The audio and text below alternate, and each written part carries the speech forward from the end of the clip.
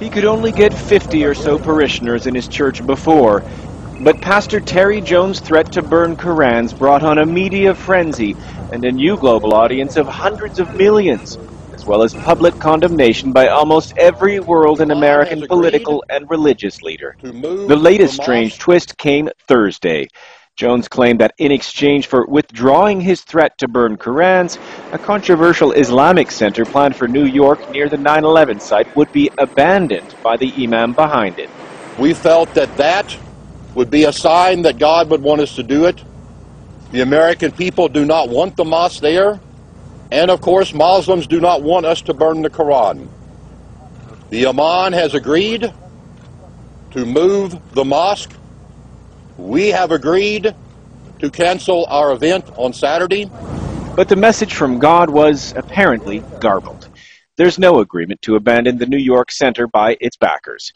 In a statement, they said it is untrue that the community center known as Park 51 in Lower Manhattan is being moved. The project will proceed as planned. Jones' announcement came after the pastor spoke in private with another local imam. He explained to Al Jazeera later in the day that there was no actual promise to abandon the planned New York Cultural Center, just an agreement from the New York imam to talk with Jones about it. He knows, and I know, that that part of the deal cannot be completed or signed and sealed except by Imam Abdul Rauf and his team, and there are no promises more than my full commitment to work towards that end.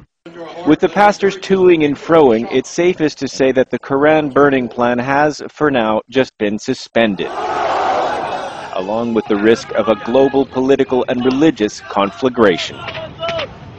On the day of the pastor's announcement, he was called by the American Defense Secretary and even had the attention of the U.S. President. This stunt that he is talking about pulling could greatly endanger our young men and women in uniform who are in Iraq, who are in Afghanistan.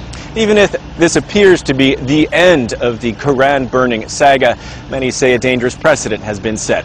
Any Americans unhappy about plans to build a mosque or the activity of local Muslims just has to take a copy of the Muslim Holy Book and threaten to burn it. Nick Spicer, Al Jazeera, Gainesville, Florida.